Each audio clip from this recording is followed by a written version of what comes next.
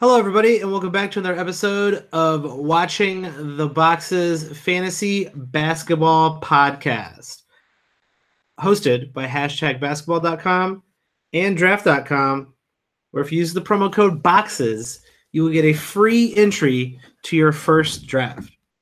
I'm your host, Mike Catron, and joining me as always is my co-host, Tyler Watts. What's up, Tyler? Just feeling the brotherly love. Wow, you went there already on the Philadelphia episode. Philadelphia really full of themselves after the Super Bowl win, really full of themselves with 76ers hype as they were last year. And I think, did they just get a new mascot, Tyler? Yeah, they like to change that all the time. I try not to keep up with that. I saw a really good tweet out there that said, wow, they really blew it with this mascot. And then 24 hours later, Philly was like, I'll take a bullet for that dude. So good on Philly for jumping on the weird mascot bandwagon. When you have a classic logo and a classic mascot like the Chicago Bulls, you never have to change anything. They are timeless. Yeah, just your GM and your owner every once in a while, maybe. Yeah, we need to change those things for sure. But the logo, the bull, Benny the Bull, timeless. But let's talk about the 76ers. But right before we do that, I do want to encourage everybody to go check out patreon.com/watchingtheboxes. We will have exclusive content as we approach the preseason and regular season this year. And we'll be having exclusive content there throughout the season. So the most important thing about patreon.com/watchingtheboxes is that if you want to get into one of our listener leagues, you need to go and subscribe soon because those drafts are coming up. Those leagues are filling up. So go check it out, patreon.com/watchingtheboxes. All right, Tyler. What is the narrative going into the 76ers season this year? Well, how much are the young guys going to improve, right? Like that's the narrative. There's the Markelle Fultz, there's the Ben Simmons, the Joel Embiid. How much better are these guys going to be? Are we going to see a title contending team, or are we going to see a team that's competitive just in the East, or are we going to see a team that's like they were last year, maybe just a playoff team? Yeah, and I mean, they're definitely, it's the East, they're going to be a playoff team. But Ben Simmons, Joel Embiid, all pretty young. Markelle Fultz is hanging out around there. Robert Covington and Dario Saric are underrated players. This team could be due for just a much better season than last year. Right, and that's what Philly fans are hoping for, right? That to compete for a title and even to compete for that Eastern Conference against the Celtics, they're going to need to be a significantly better team. Yes, they definitely will. And also, they will need to stay healthy. And I think that, to me, is the narrative going into the fantasy season this year. Joel Embiid playing 63 games last season. And a lot of people wondering, all right, well, we saw him finally play what is close to a normal season, and he was still limited on back-to-backs. He still only played 30 minutes. Is it possible Joel Embiid plays – I actually do think it is possible that he plays more games and more minutes than he did last season. Sure. I mean, anything's possible. Anything is possible. I could become weightless and start floating instead of, you know what I mean? Maybe gravity stops sucking me down to the earth. You never know. I mean, anything's possible. That is in an infinite universe, Tyler. Anything is possible. But how likely are you betting on Joel Embiid's health? So how likely do you bet on his good health this year? So Mike took me to task on players not necessarily getting worse than the first season we saw. Mike, how many steals and blocks did Joel Embiid get as a rookie? In his rookie season, he had 2.5 blocks and almost a steal a game. And last year? He got 1.8 blocks and half a steal a game. It happens, my friend. It happens. And he also improved in his assists, rebounds. But my point being is free throw percent. No, it's for 3-4 percentage. But here's the thing, though, right? Now we have two numbers to look at, and we're not really sure which one is which. Now, I'm going to say that the new numbers are realer for this reason and this reason alone. In 25 minutes, he could blow his gas tank stealing and blocking the ball.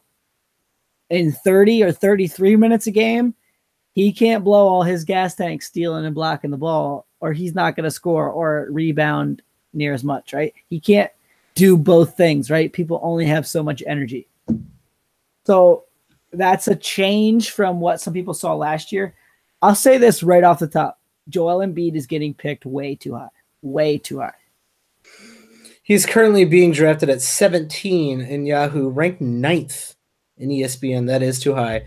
And in Mark's rankings, ranked 29th, which I think is a bit too low.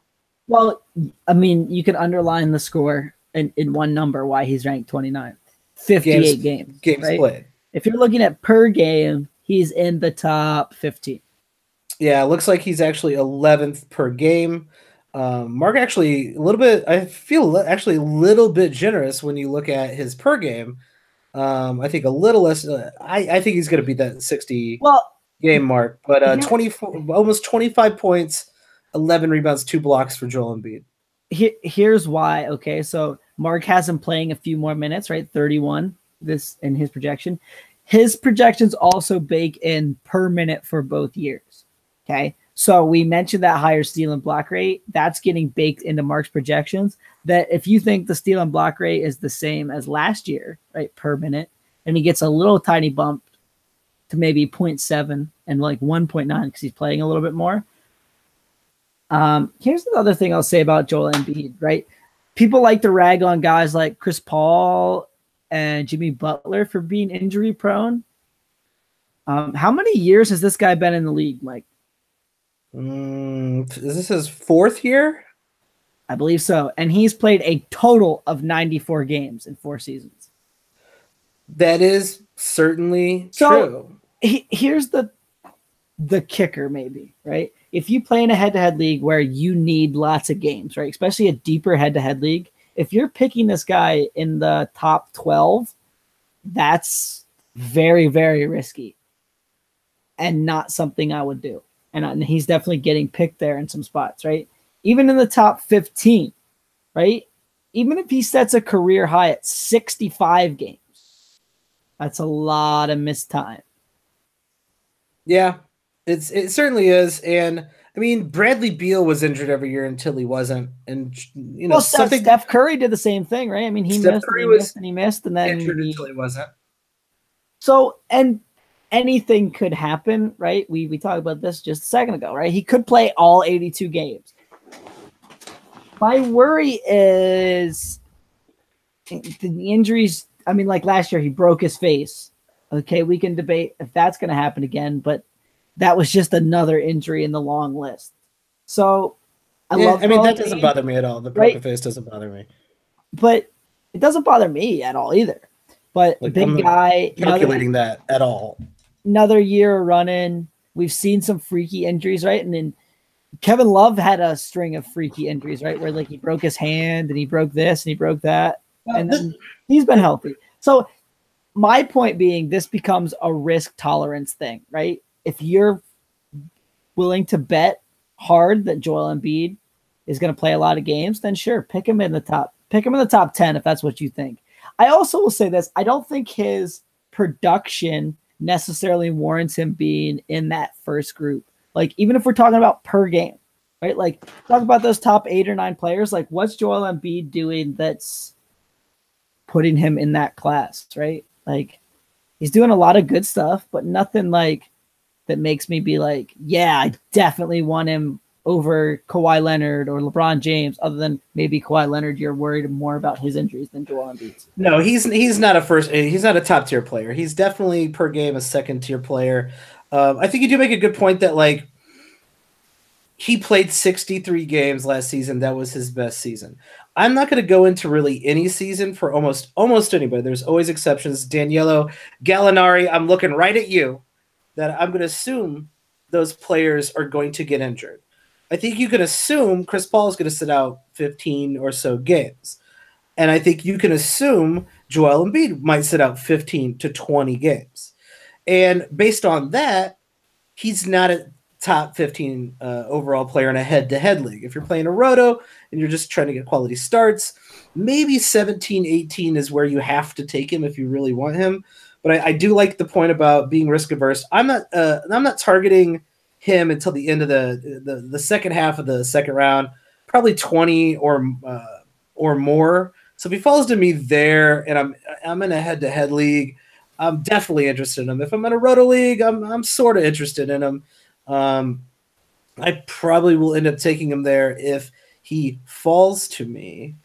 But you really, really are going to need production and solid production out of your first 2 picks, because what we often like to do here is not go in with a punting strategy, get those first two picks, make sure they're the best players possible, and then build a punt strategy around that. And if you get Joel Embiid and he goes down in 20 games and he's out for the rest of the season, that's going to be really, really bad. And like that's more likely to happen than to KD, but it could happen to both of them. So who knows?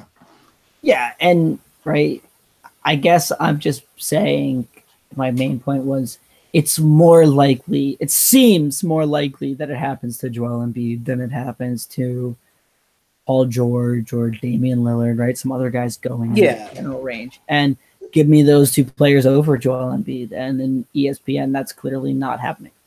Yeah, and the ESPN, I don't know what they're doing. We're not going to talk about their rankings because I think they just put an adjustment to those rankings and somehow they got worse.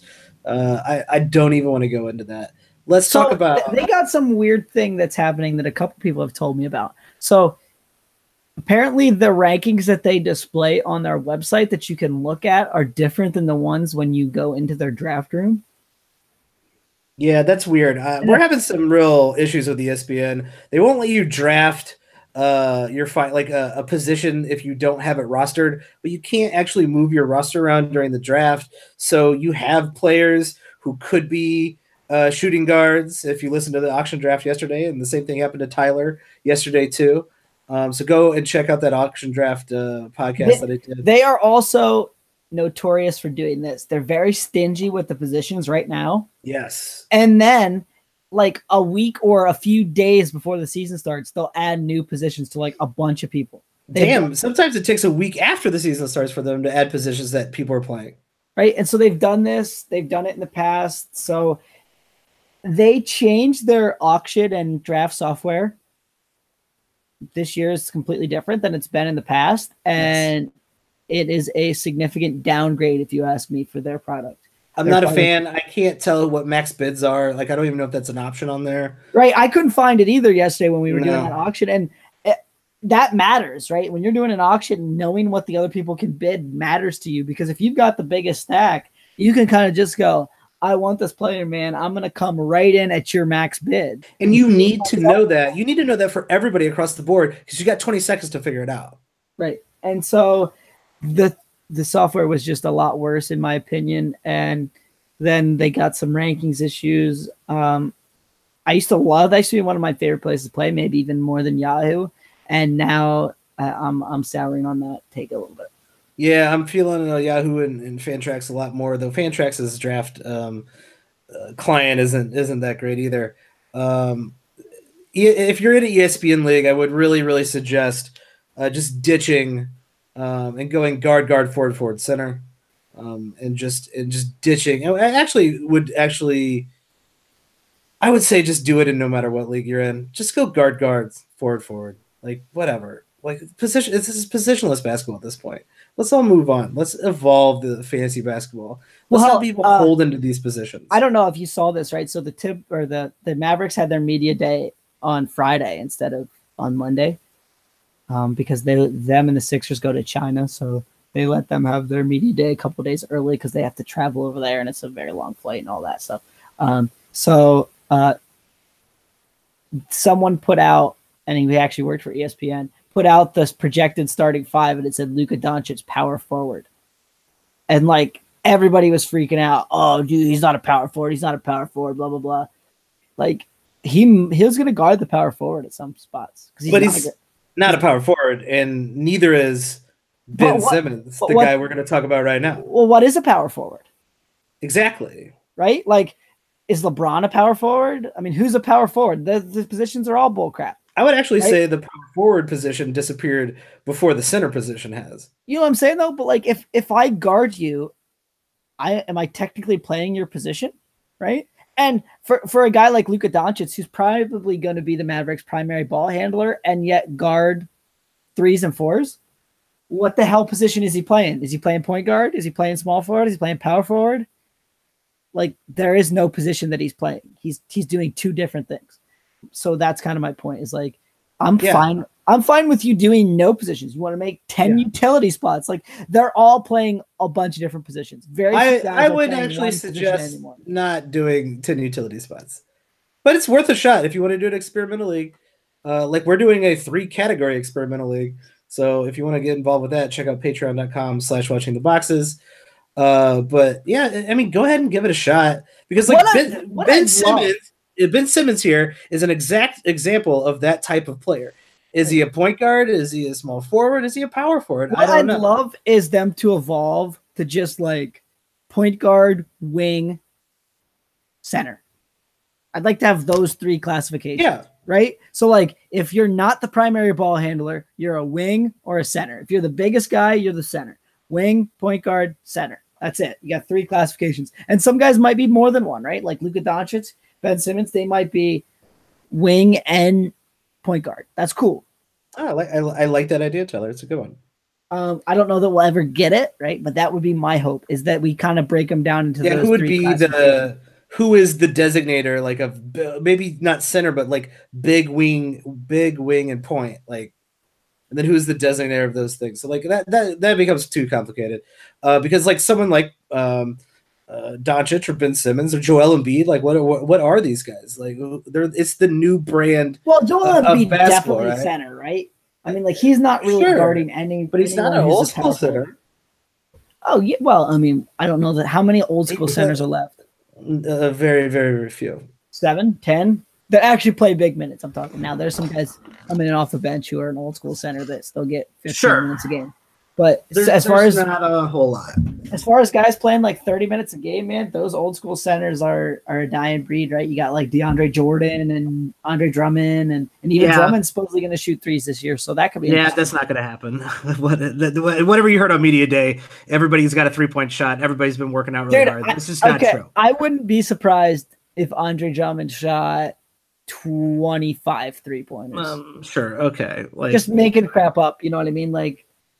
Whereas, here's the reality, though. He hasn't shot hardly any for his career, and like a guy like DeAndre Jordan is not going to shoot any, right? So, like, that doesn't matter, but it does matter in the sense it's going to hurt his field goal percentage because he's not going to be good at it.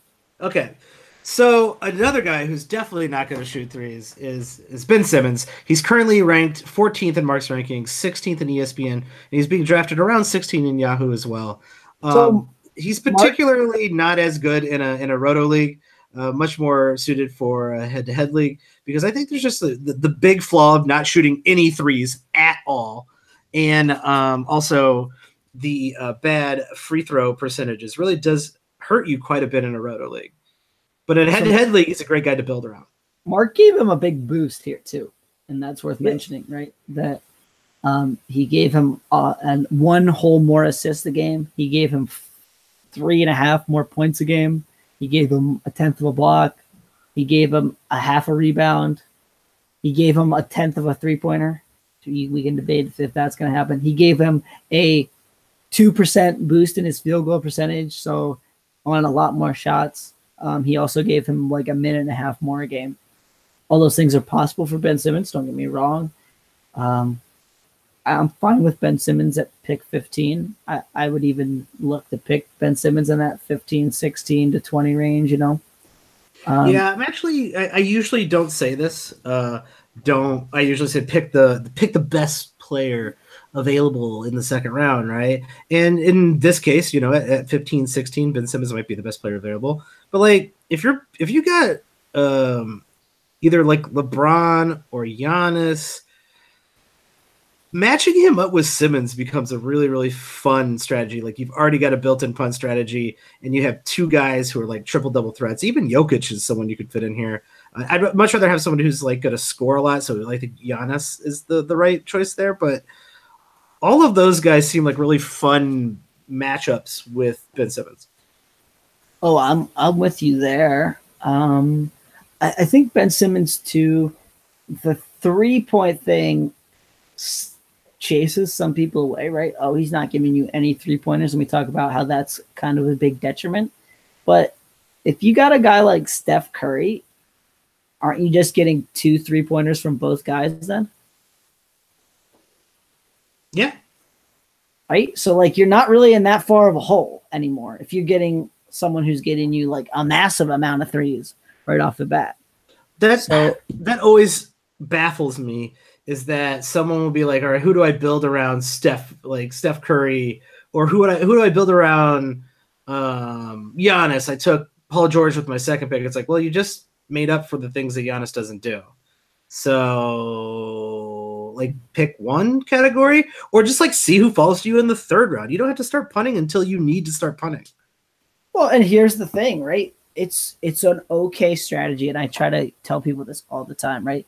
If I finish in a 10-team league 8th or in a 12-team league 10th in every category, so I'm 3rd in every category, right? So I get 10 points if we're playing Roto. Do I win the league? Yeah. Probably. So, right? So if I can make my team just really amazing across the board, even in a head-to-head league, right? And then maybe I base my streaming on who I'm playing in the matchup, right? Oh, this is the absolute best guy in points, and I'm 3rd. So maybe I lose points to him. I don't care. I'll lose points to you. Whatever, bro. You become more versatile. You're able to play different, almost like playing different matchups based on the team that you're playing. Right. And so that's a strategy I've been experimenting with the last couple of years and having a lot of success, right? Is some guys are going like super hard on punt, and it's making some other players a little more valuable, right? Like if you want to pick Andre Drummond in the 2nd round and you want to pick Dwight Howard in the late 2nd or early 3rd round, like you're taking a lot of value away from those players, even in your punt free throw strategy. Yeah, even when I do a head-to-head league, I don't punt that often.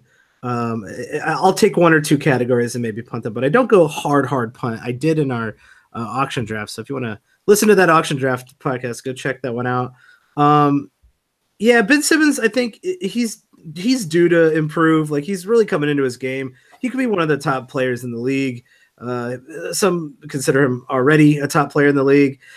According to Media Day, it didn't sound like he has been working on a 3-point shot. I know it's weird. Everyone in the league is working on a 3-point shot. And Ben Simmons actually came out and said, I have not been working on that 3-point shot. I'm not going to add that to my game this year.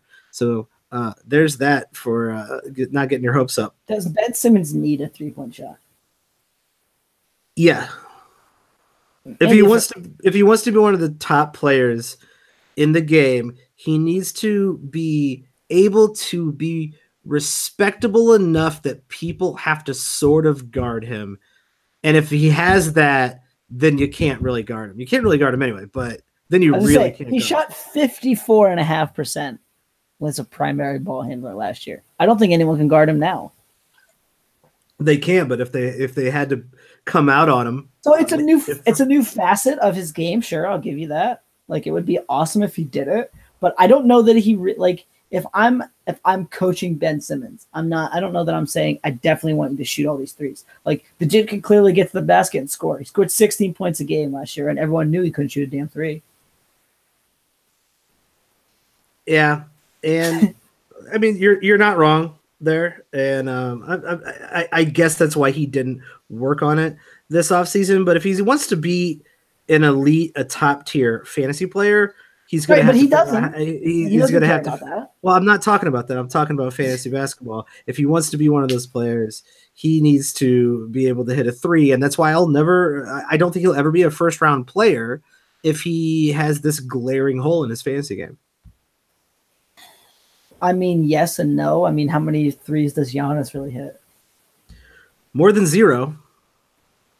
Okay, but not really anything that's worth anything at this point in our lives, right? Like, I mean, what is he like 0.6 or 0.7 a game? Like, That's well below average too.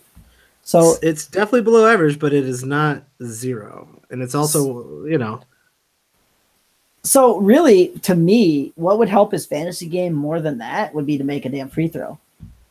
Like that would help. That would help a lot too. He could shoot no 3-pointers and be a top tier player. I think if he could somehow get up to where his free throw was at least average, you know what I mean? Like it was not hurting his value.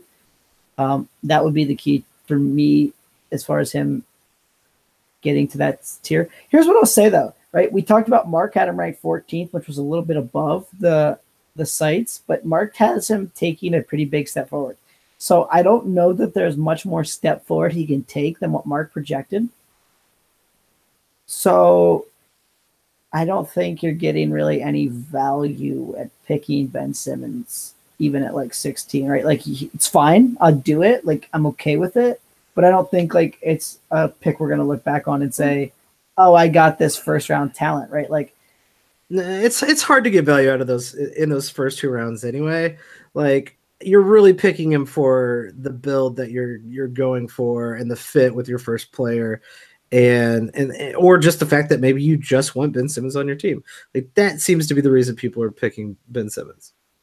Oh, I'm with you there, and I don't mind that. I'm just saying, like, if you think that we're saying, oh, he's going to take this big step forward, which I think we both are expecting a step forward, like being 16 is going to give him so much value. Like, while you're getting like relatively the 12th to 16th best player.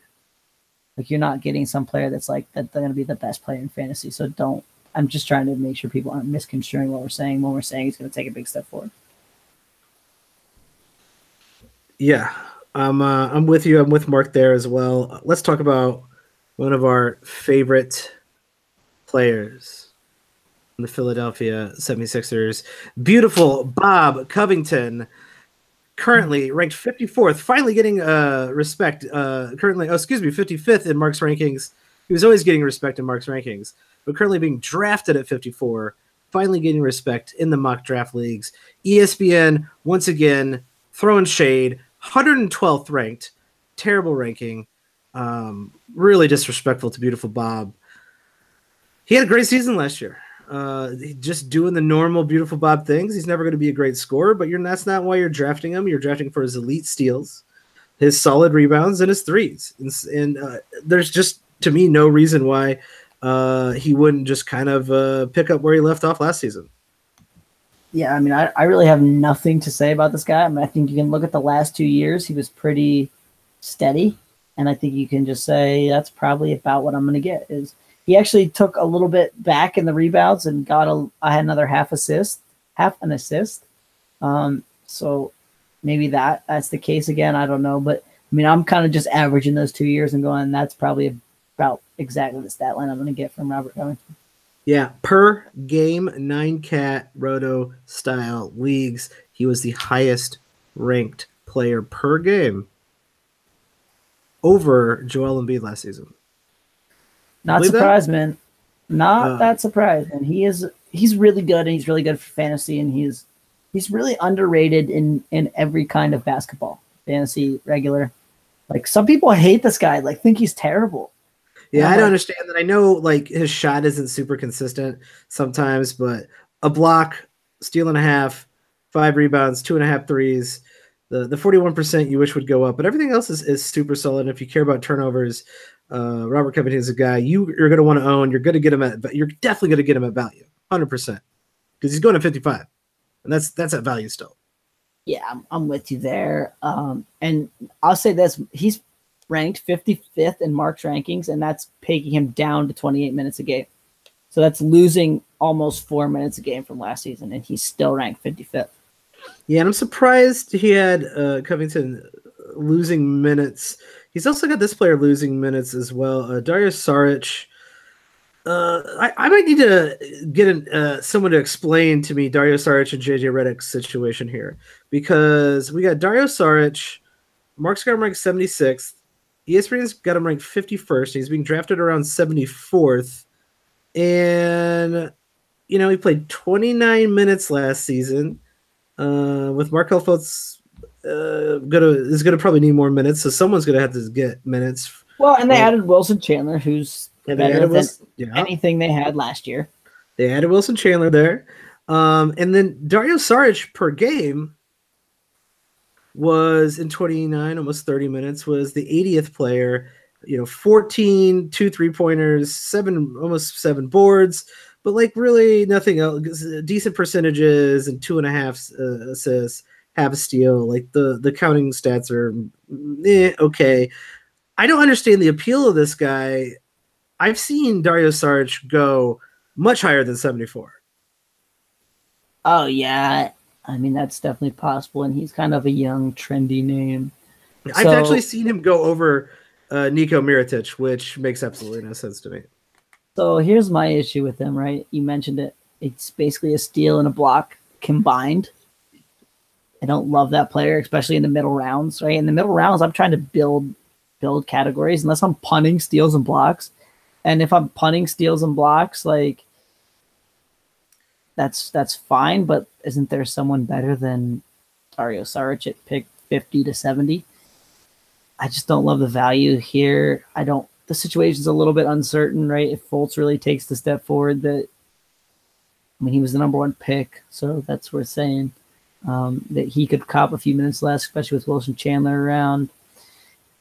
I just don't see picking him where he's going. If he was going at like 90, and I might be a little bit interested. Pretty good rebounds, okay assists, like 14 points, pretty good percentages. But at 70, I'm not really too in on that.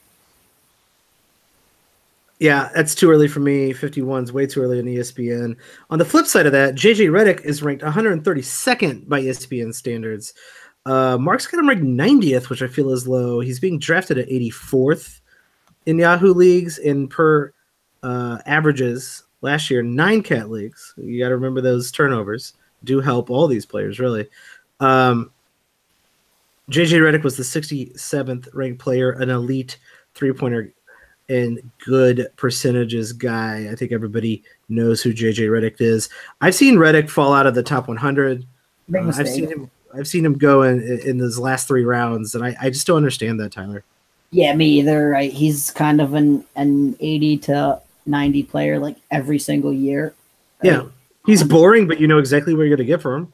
Right. So I mean, run it back, man. That's the way I look at Redick. Right, he's 34. I don't expect him really to be any worse. I'm just running it back with him. Yeah, I would too. If that's what you need late 3s, man, don't even hesitate to pick up JJ Redick. He's one of the better scorers around at that point too, right? Like, yeah, he's probably going to get at least 16, right around 16 points a game. Like, there ain't too many guys sitting around there going to score 16 points a game. That's a great point, Tyler. I know his counting stats. We just said, Sarge's counting stats are great. Well, that's not what you're drafting JJ Redick for. Elite free throw, elite 3-pointers.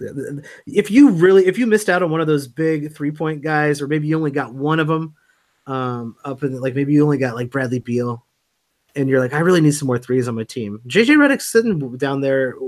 He's open for business. Well, and here's the other thing, and we'll circle this back to Ben Simmons, right? You mentioned his 3s are killer for fantasy, right? Yeah, absolutely. Well, if my team has Steph Curry as the 9th pick and Ben Simmons as the whatever 15th pick, and then maybe you have like Marc Gasol as your center, right? And then maybe I got a Bradley Beal type in that kind of middle range, and now I'm gonna pick JJ Redick at pick 90.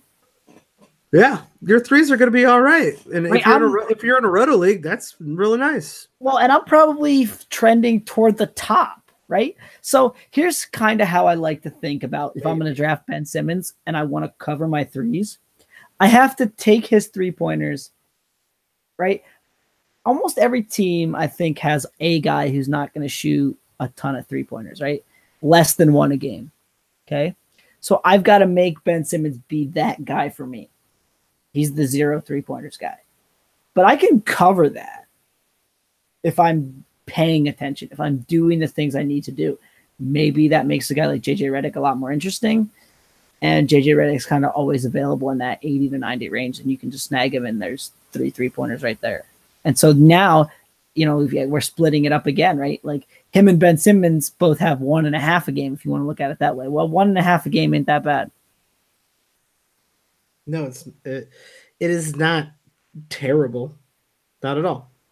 And so that's what I mean. Like I think, and that's why I said to you, I think his free throws are more important than his 3-pointers. Is I think I can cover his 3-pointers relatively easy with the amount of 3-pointers everyone is shooting now. Like I can cover that category because guys like Jonas Valanciunas, right, might be your center, or Hassan Whiteside, or DeAndre Jordan.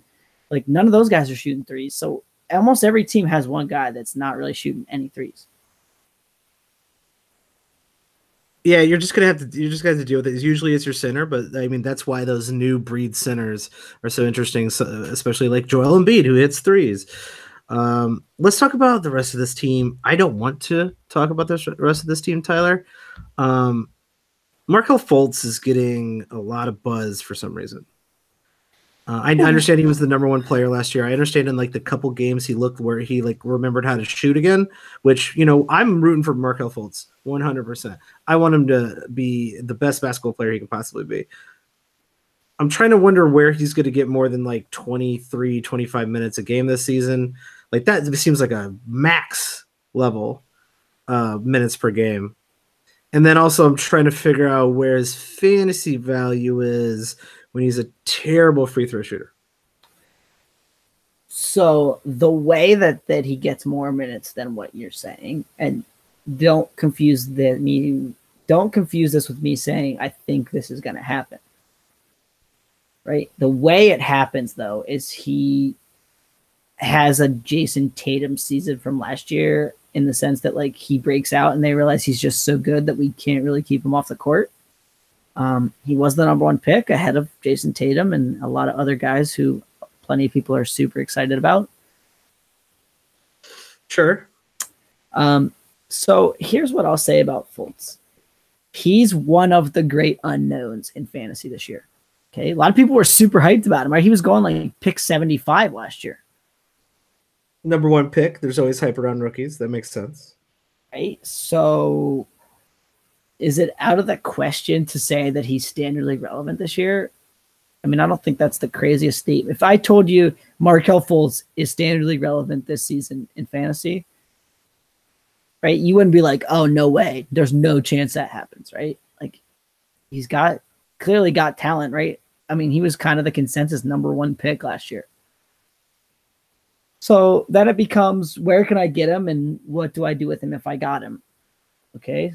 So I think we saw some very up and down with his games that he played last year, right? There were some games where he got to the rim real easy. And then there were some games where he couldn't hit the broadside of a barn with his jumper or getting to the rim, right? And he just couldn't score. So what he showed to me is that he's going to be a relatively good rebounder and assist getter, right? If he's playing big minutes, like he's going to be like 4.5 to 5 rebounds and like somewhere in that 6 assist area with like over a steal, right? 1.2 steals maybe. Like that's pretty interesting, right? Yeah. I mean, it's a bit interesting, right? Some good steal numbers, some good assist numbers, still a bad percentage guy. Let's just throw out somebody we've talked about recently in the last episode of this, Lonzo Ball. What am I getting out of Markelle Fultz that's better than Lonzo Ball? Nothing, maybe. So even at more minutes, Markelle Fultz is not a top 75 player. Well, so here's the thing I'll say that Fultz could do better than Ball. Okay, we saw a much larger sample size of Ball being crap from the field.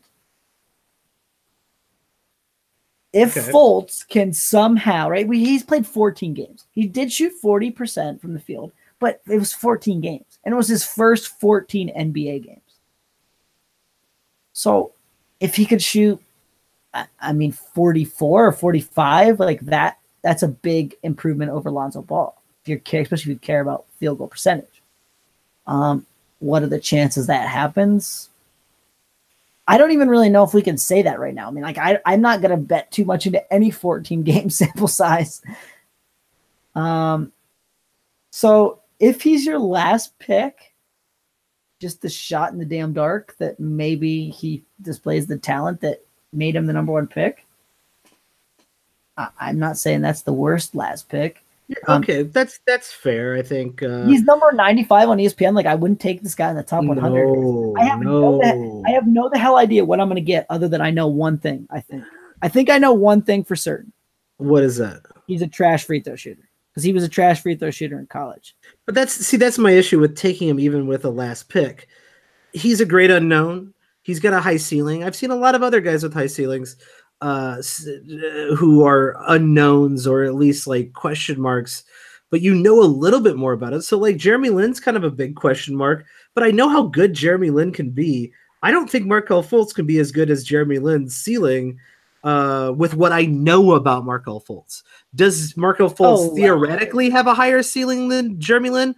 Of course, but for this season, I don't think he does.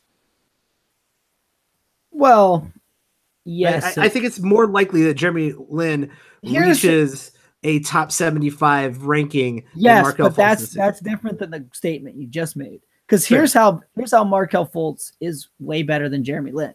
Okay. And I'll even throw out the fact that Jeremy Lin has not been the healthiest man in the world either. Also true. Okay. But we'll throw that out. We'll put that aside. We'll say they both have the same amount of injury risk.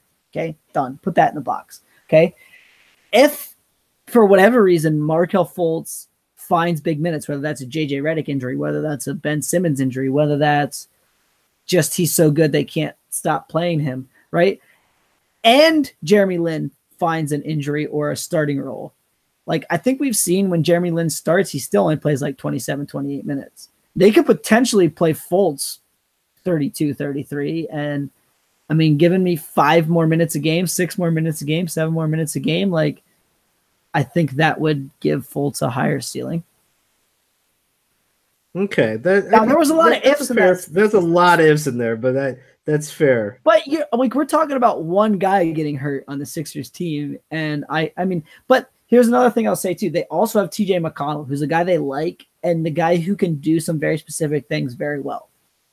So that may also limit Fultz's minutes if one of those guys got hurt, because they could just play TJ McConnell more. This goes back to the whole thing. We don't really know what Fultz is, right? Is Fultz a point guard? Is he a really good point guard? Is he an okay point guard? Is he a not very good point guard? Like, I don't really know, man. So someone threw out this scenario to me the other day, and I thought it was pretty interesting, so I'll share it here. So they said, do the Sixers want Markelle Fultz to be the Mavericks' Dennis Smith Jr.? Like, who the hell wrote that? Was that you, Tyler? No. Someone was like asking me, like, what's the Sixers? Okay, like, that's not. I thought that was an article you read. And I was like, holy no. crap! Someone asked. So like they know that I cover the Mavericks, and they were like, yeah, we do know that. Okay, so they were like making the comparison of like Ben Simmons is the Luka Doncic. Are they trying to make Markelle Fultz the Dennis Smith Jr. of their scenario? I mean, it's a weird question, because we've never seen Luka Doncic play, and Dennis Smith Jr. was, okay last season. Well, he got 15 points a game, which he was a scorer, but like he was okay overall. Right. I wouldn't say he was like taking over games in Dallas. No, I mean, neither. And he wasn't even their best scorer, right? We talked about Harrison Barnes and being their best scorer on the episode we did for Dallas. Yeah. But could I see Markelle Fultz becoming like a guy who can dump in 14 or 15 points, get you like a steal, get you 4 or 5 assists? Like, sure, these are all possibilities for. Yeah, I'm just not banking on it. I really am not. There's no reason to rush him. That team was good without him last year. 18, 19 minutes, 20 minutes. That seems super fair. Okay. Maybe as the season goes on, they add some more playing time for him. Maybe he's running the second unit a lot. Maybe him and Dario Saric build a good rapport together, because you want Ben Simmons with the ball in his hand. You probably want Fultz with the ball in his hands too. Maybe they split that responsibility at some point. I don't know what their plans are. And this is like one of those teams. That's why we waited till so late to do this preview for this team. Is just we just don't know. We're going to need more information. We're going to have to wait until we get into the preseason, see a little bit more about these guys to understand who Markel Fultz is. So same with like someone like TJ McConnell. What is his role on this team anymore? He was a good fantasy player in spurts when he was playing high minutes, but really he's just an assist streamer. But is he assist streamer now that the team has another guard on the team? Well, he was an assist streamer with good steals, right? 1.2 steals in 22 minutes. Like, that's a damn good number. And the thing you liked about streaming McConnell was you knew he was going to shoot the ball well, because he doesn't shoot hardly any three-pointers at all. So he was going to help your percentages. If you cared about your percentages, you wanted some steals some steals and some assists, he was great. He wasn't going to score. Yeah, you know what you're buying. But I think McConnell can be an assist streamer such that he's in the rotation getting 20 minutes a game. Assist and steal streamer, I'm fine with that. Here's another thing I'll say about Fultz, and this is kind of where I wanted to wrap this up, okay? Yeah. Same Markel Fultz plays 25 minutes in a preseason game and gets a triple-double. Are you more interested, less interested, or the same amount of interested in Markel Fultz? One preseason game or multiple? Well, let's say he plays good in their other 3 preseason games, but he has one game where he really gets to go and he gets a triple-double. I'm more interested in him and less likely to draft him. Now, that might not make sense. It might make sense to you, Tyler, because I think you know where I'm going with this, but it makes me more interested in Markel Fultz as a fantasy prospect, but it also, the hype train will be pretty absurd. Markel Fultz is getting drafted now when I feel like there is just really no reason to be drafting Markel Fultz at all in a standard league, and he's going 122nd in Yahoo ADPs. That's going to be bumped up to probably 100 by that point. I'm never going to draft him in 100.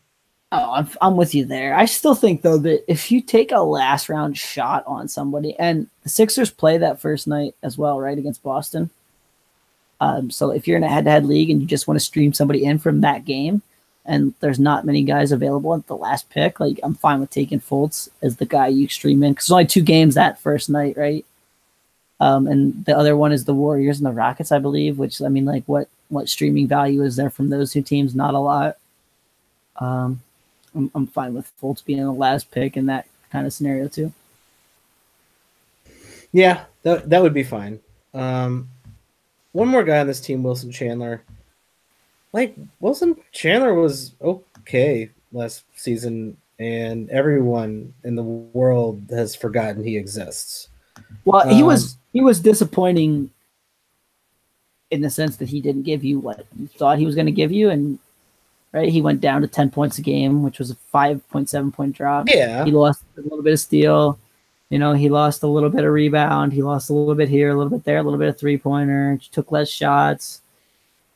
Also, Chandler is still a good NBA player, I think. He's 31 years old. Okay. Like, he's fine. He gets us some rebounds. He's not terrible. He's not good. He's kind of like one of those borderline waiver players. And then last season, with the drop off in scoring, he was taking less shots. I wonder if he takes more shots or more threes on this team or something like that. Just kind of a guy I would keep an eye on my waiver wire as possibly a streamer. I don't think I wouldn't suggest drafting him last year, so I don't know why I would suggest drafting him this year. Right, you got to feel like he's in line for less than 30 minutes. He's been played 31 minutes or a little bit more. 3 out of the last 4 seasons he didn't play that one year because he got hurt. But you got to feel like there's no way he gets that in this team. He's probably going to get more like 25 minutes. And so any standard league value that was there is gone. In saying that, in a deeper league, like, is there way worse guys to pick than Wilson Chandler? Like, I would bet on Wilson Chandler being a top 200 player if my league's drafting 200 people. Yeah, that's one of those, like, oh, he's like a borderline. He's probably like a streamer, blah, blah, blah. Don't bother drafting him. Unless you're in like a 200-player league, then you should be drafting him at the 130, 150 range. Yeah, so, and I mean, he's below that on both Yahoo and ESPN, so there's potentially a little bit of value on picking him in a deeper league. I'm with you there. I think that's it for the 76ers. And Tyler, congratulations. This is the last 30 teams in over 30 days segment that we have to do. It was a fun ride, Michael. It was fun while it lasted, and I'm gonna assume we're gonna have way more fun now that it is over, and we don't have to talk about these teams in a preview future sense, because here pretty soon we're gonna be able to talk about these teams and how they're playing on the court, what their rotations are, what we're hearing out of training camp, what we're hearing out of the beat writers. We're gonna be doing who do I draft segments. We're going to be basically breaking down strategies around punt drafts around the top tier players. We're going to be able to be talking about fantasy basketball instead of individual teams, and I'm a little excited about that. This is always a long slog, so I want to just thank everybody for listening. If you listen to all 30 teams, God bless you. You're a really good person, and you're probably one of our Patreon subscribers. And if you're not, go check out patreon.com/watchingtheboxes. And if you want to get in those listener leagues, you got to go to patreon.com/watchingtheboxes. If you want to get in to a listener league, those are filling up. Tyler, where can people tweet at you? You can find me on Twitter at Tyler P. Watts. And Tyler, your season's about to spin up too. You need to start writing about those Dallas Mavericks, right? Yeah, so I've been doing that pretty hardcore, but we're going to have some predictions pieces coming up in the next couple weeks, and we've been covering everything from training camp. So if you care at all about the Dallas Mavericks, or you're just into it for fantasy, and you want to know something about a Dallas Mavericks player, if you get on there or you just search the player's name with the moniker, the Smoking Cuban, after it, you will probably find something about that player from training camp, something Coach Carlisle said, something that, is happening, whether that person's shooting threes. And here's the cool thing about what I do, okay? I don't make stuff up. So beat writers will post videos of that person shooting three-pointers after practice, during practice. I'll tweet that link in the post, so you can see this guy's actually shooting three-pointers. Whether he's going to do it in a game or not, I mean, that's up for you to decide, but it's happening. Yeah, don't get too excited these days. I think everyone's desperate for some real basketball right now, and everyone's looking for a little bit of advantage on their fantasy drafts that are going to be coming up here pretty soon. Also, and you're not going to get anything other than, hey, I think we can win the title this year, even though we're the Sacramento Kings. So the sneakiest tip I got from their media day so far is two or three things, right? So Wes Matthews is going to shoot from deeper this year. That's a big topic, and they're actually like running sets with him lining up like 2 feet behind the 3-point line. And their theory is, right, the Rockets and the Warriors have both had a lot of success with this, right?